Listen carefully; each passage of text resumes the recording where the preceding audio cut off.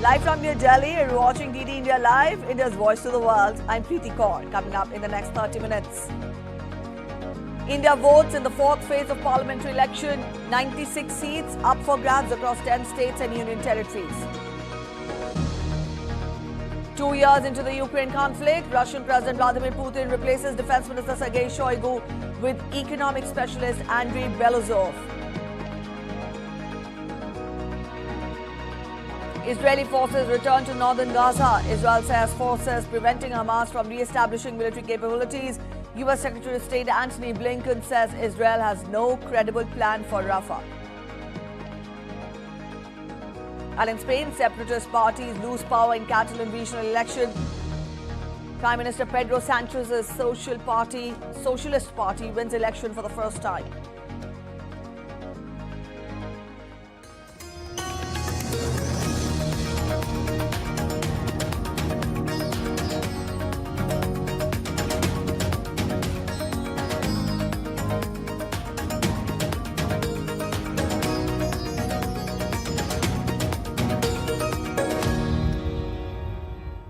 Let's first get you the latest on the world's largest democratic election that is underway in India.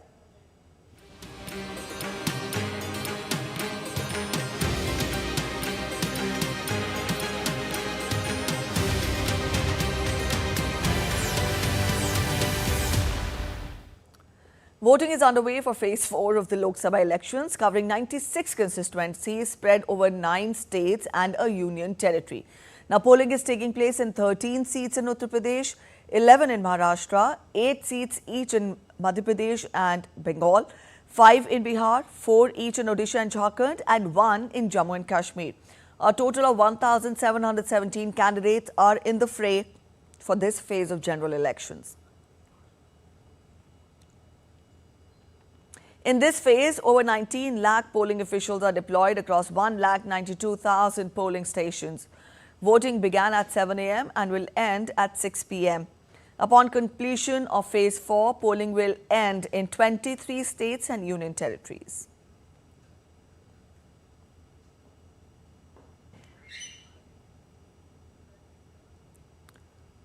Voting is also underway for all 175 assembly seats of Andhra Pradesh and 28 assembly seats of Odisha.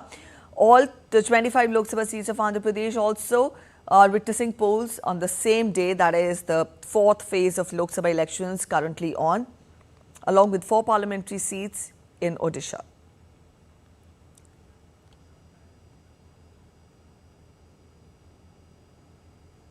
All right, let's turn our focus to our correspondents who are stationed in different parts of the country to get us a sense of how polling is progressing. Amit Mukherjee is joining us from Ujjain, Madhya Pradesh, and Siddharth Bhardwaj is joining us from Kannauj, Uttar Pradesh. Amit, to you first. Let us get the latest on the voting percentage, the voter turnout. What are you witnessing on the ground? Well, Preeti, I mean, it has been a good phase, I would say, as far as Madhya Pradesh is concerned, because, you know, if I talk about Ujjain itself, it has witnessed about 35% of polling till about 11 o'clock. I mean, the overall percentage in Madhya Pradesh at 11 o'clock has been about close to 33%. It's like 32.6%. So, I mean, that ways, I mean, considering in the first 4 hours of elections of polling, we have the state has already reached about 33%. Now, I was speaking to Neeraj Singh, who is the collector of Ujjain. So the target here would be about 75%, and the way things are going right now till before lunch, if the polling percentage has been around 32-33%, they would probably on way to their target. Voter turnout has been good. That has been supported by the climate out here. I mean, it is sunny right now, but since morning it has been quite pleasant. We have a lovely breeze out here in Ujjain. And as far as the overall weather of Madhya Pradesh is concerned, people are, I mean, the Met Office is also expecting some light showers around 3 o'clock or so. So by and large, as far as the weather gods are concerned, they have been quite helpful when it comes to polling. And I think Election Commission would also be quite happy about the whole thing, because their efforts have been to kind of increase the polling percentage, which were pretty low in the first two phases. It was around 65%, about 7.5% below the numbers which were witnessed around 2019. Preeti? All right, from here I'll turn focus to the perfume capital of the country, Kannauj, where Siddharth Bhardwaj is present. Siddharth, if I'm audible to you, let us get a sense of the voter turnout, because in the background I can see a lot of people have gathered there to exercise their franchise. Tell us, how is the day progressing?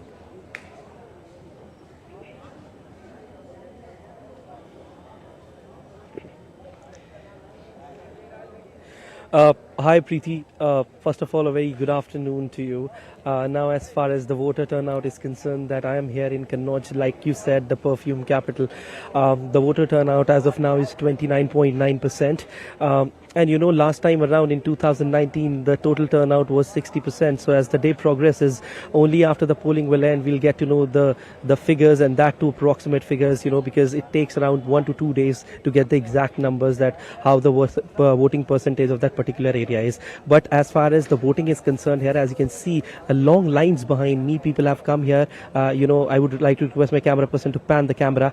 You can see long lines of males and females. They have come in large numbers here to vote, because this time around the elections are not usual here.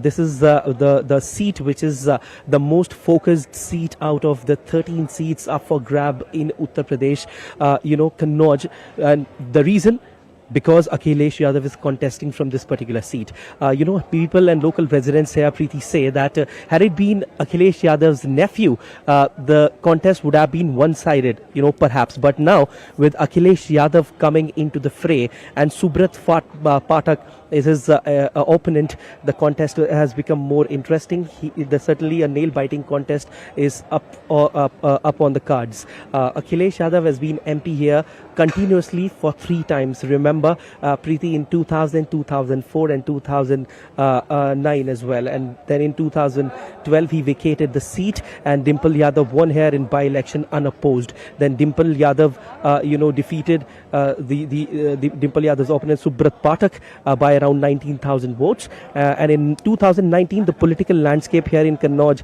has changed, because then Subrat Pathak defeated Dimple Yadav by around the margin of 12,000 votes. So this time, you know, it's going to be very, very interesting here in Kannauj, because on one hand, BJP will try to continue the winning momentum, and on the other hand, Akhilesh Yadav will fight it out to get his lost fort, right, which is Kannauj. This has been a den of Yadavs. This has been a den of Samajwadi Party since 1998 till 2019. That's a very long time, Preeti.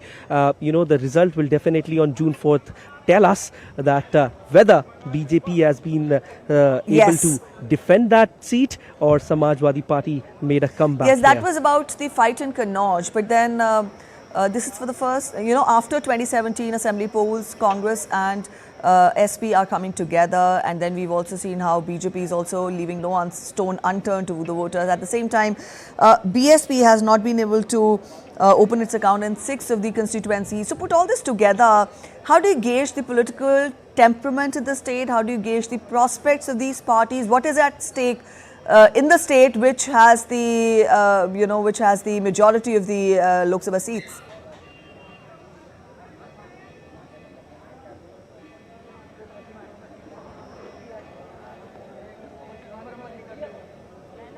Well, Preeti, if I talk about the alliance between the Congress and the SP, the India Alliance here, and you know, the fight is basically between the India Alliance and the BJP here on majority of the seats, and this time around on 13 seats, it's going to be a litmus test for BJP, because this time all the 13 seats were swept by the BJP, and like I said, it's going to be a litmus test. So as you talked about the BSP, we should not be forgetting that they actually dominated this particular region. Not this particular region, but the entire state for so many years. But this time around, it's not looking like a fight from the BSP. The fight is basically from the BJP and from the India Alliance, which is the alliance of Congress, Samajwadi Party and left. So all in all, the political scenario here is quite interesting in entire 13 seats which are up for grabs here in this time. I was I think an hour or so back I was in Kanpur, whether they have the fight between the BJP and the Congress. Both the candidates are fresh faces. The constituencies to look out for this time around would be Kanpur Dehat, which is known as Akbarpur, you have Kannauj, you have Unnao, you have Kheri as well. So these are some of the constituencies, 4 or 5, which I have named to watch out for when it comes to Lok Sabha elections this time here in Uttar Pradesh. All right. At this point, I'll bring in Amit Mukherjee, who is there in Ujjain. Amit, when we talk of the Ujjain region, then this is an important seat. This is an important region given the cultural, historical, and the political significance, and so much so, the political result of this region has a lot of bearing on the overall political setup of the state of Madhya Pradesh. What is your reading? How do you gauge the political contest in the state when you talk of this fourth phase of polling? What are the highlights that we should look forward to in this phase of polling, apart from giving us an outlook of the political setup in the state, the political prospects of the parties in the state? Quite rightly pointed out, Preeti. Actually, Ujjain has been a stronghold of BJP for a long time. It's one of the citadels, which we can say. In fact, if you look at the polling percentage, in fact, while Madhya Pradesh so far has witnessed about 32%, Ujjain has already mopped up about 35% of the vote. Now, even going back to 2019, the BJP candidate from here, Anil Firozi, he had won the seat with a whopping margin of about nearly 4 lakh votes. So that really clearly puts into perspective that how strong BJP is out here. Now, interestingly, I would like to point out another thing. As far as polling percentage is concerned, Indore, on the other hand, is witnessing a fairly low polling percentage, considering the fact that BJP doesn't really have an opponent out there. The polling percent till about 11 o'clock, it was just 25%. Now, it was very interesting out there because since BJP was not having any opponent, a lot of people were favoring to vote for the nota.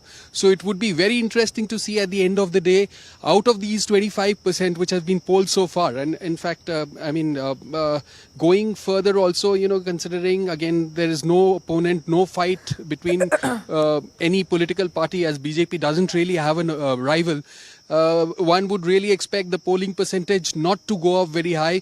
But even in that, we would have to kind of, the main thing that needs to be watched out for is how many nota votes are being polled out of these percentage of polling that are being reported. So, that way, one thing, that is one thing everybody should focus on. But by and large, the 8 seats which have gone into polls today, which are witnessing polling currently, BJP has been, they have swept all these 8 seats last year, except one this time, where they are facing a bit of challenge, which is the tribal belt. Rest, all the seats, voter turnout has been fairly decent. Right. Very similar to what has been the voting pattern. Devas has been the constituency which has witnessed the maximum amount of polling so far, which is about more than 35%. Okay, but we'll again have to see how the day ahead pans out. Thank you so much, both of you, for joining in with those details. Thank you, Amit, joining in from Madhya Pradesh, and Siddharth joining us from Uttar Pradesh. Let's continue getting you more on the voting today. BJP MP and candidate from Unnao, Sakshi Maharaj, cast his vote at a polling booth in the constituency. Samajwadi Party has fielded Anu Tandon and BSP has fielded Ashok Kumar Pandey here.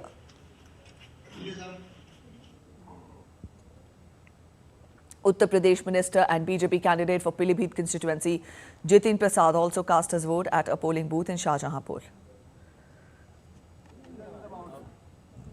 BJP MP and candidate from Karimnagar, Bandi Sanjay Kumar, along with his family, showed the indelible ink mark on his finger after voting at a polling booth in his constituency. He faces Velichala Rajendra Rao of Congress and Vinod Kumar Moayanapalli of BRS here. Telangana Minister Ponguleti Srinivas Reddy also cast his vote at a polling booth in Khammam parliamentary constituency in the state. Madhya Pradesh Chief Minister Mohan Yadav was also among those who voted early.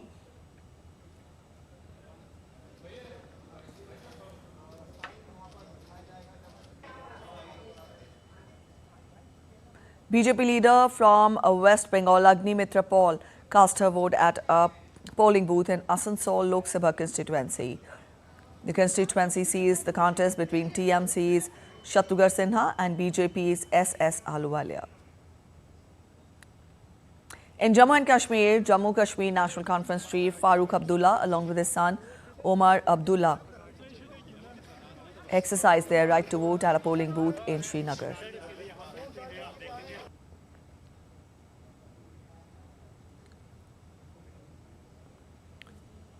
A restaurant in Madhya Pradesh has offered free breakfast and ice creams to early voters in the central Indian city of Indore as polling is underway for the fourth phase in the state. People who voted between 7 a.m. and 9 a.m. got the opportunity to taste the poha and jalebi at the famous Chappan Dukan restaurant. For availing this offer, people had to show the indelible ink mark on their fingers to the shopkeeper.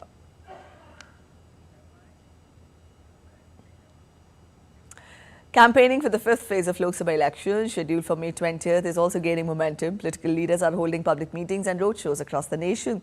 On his visit to Bihar, Prime Minister Narendra Modi offered prayers at Gurudwara Patna Sahib in Patna and also served langar. Prime Minister held a public meeting in Hajipur.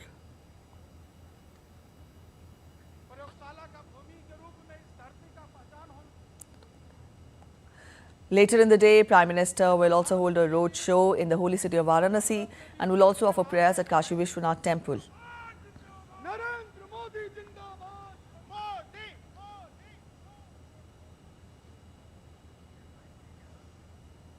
You're watching DD India Live. Up next, we're heading for a short break. Stay with us.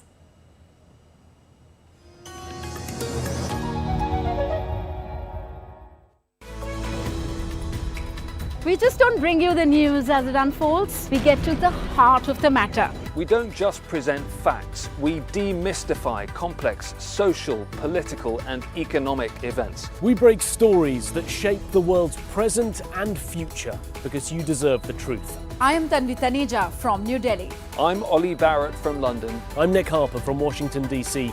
Join us on DD India Global Monday to Friday at these times.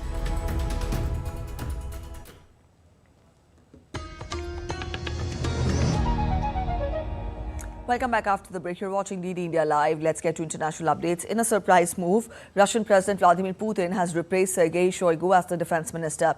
Shoigu will now become the secretary of Russia's powerful Security Council, apart from taking up responsibilities for the military-industrial complex.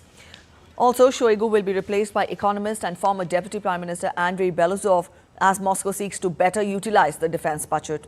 Shoigu has been a long-term ally of Putin. However, he has been battling criticism due to his handling of the Ukraine conflict. Let's get to an update on Israel-Hamas conflict. Now, Israeli forces pushed deeper into Gaza's southern city of Rafah on Sunday, while battling Hamas in parts of North Gaza, where Israeli military says terrorists have regrouped. Israeli military spokesperson Admiral Daniel Hagari told reporters that Israeli forces are operating in Jabalia to prevent Hamas from re-establishing its military capabilities there. Israel sent tanks into eastern Jabalia on Sunday. The IDF said in addition to Jabalia and Zaytoun in Gaza City, Israeli forces are also operating in Al-Sabra, Beit Lahia and Beit Hanun. The Israeli army had claimed to have gained control of most of these areas months ago. U.S. Secretary of State Antony Blinken has defended a decision to pause a bombs delivery to Israel over concerns that they could be used in the southern city of Rafah. Speaking to a news channel, Blinken reiterated the opposition to a major military assault on Rafah and said that Israel has no credible plan for protecting civilians in Rafah. Blinken warned an Israeli attack could create an insurgency by failing to kill all Hamas fighters in southern Gaza. In other news, in Sunday's Catalan elections, the Socialists of Spain emerged victorious with the largest percentage of votes delivering a severe blow to almost a decade of separatist rule. With over 99% of the votes counted, the socialists led by Salvador Illa occupied 42 seats in the 135-seat chamber. Hardline separatist group Junts came in second with 35 seats, and the incumbent, more moderate separatist party, Esquerra Republicana de Catalunya, had held 20 seats. The socialist results are a positive sign of Spain's socialist Prime Minister Pedro Sanchez's controversial attempt to normalize relations with the rest of Catalonia. Separatist governance in Catalonia faces existential threat due to 2017 illegal independence referendum, which was Spain's worst institutional crisis.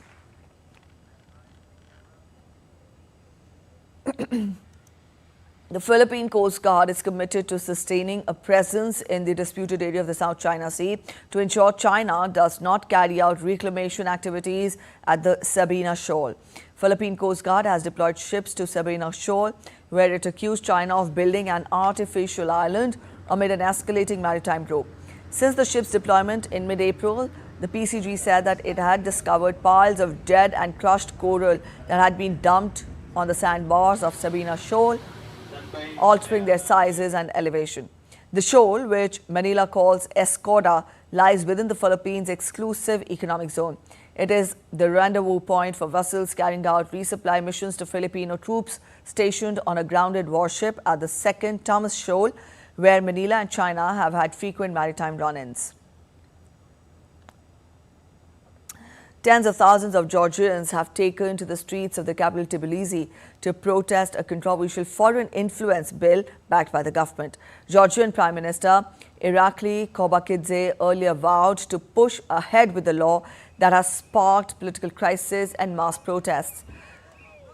Kobakidze told a televised briefing that the ruling Georgian Dream Party would secure passage of the bill in a third reading this week and threatened protesters with prosecution if they resort to violence.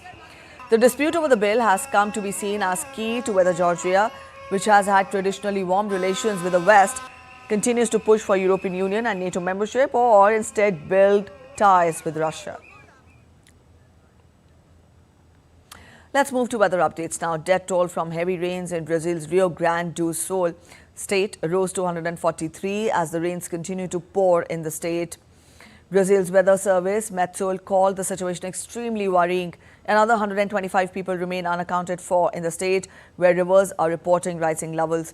The government announced around $2.34 billion in emergency spending to deal with the crisis that has displaced more than 538,000 people in the state out of a population of around 10.9 million.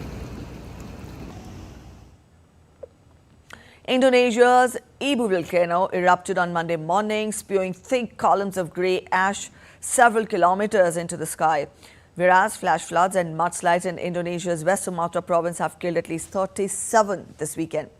Torrential rain on Saturday evening caused flash floods, landslides and cold lava flow in West Sumatra province.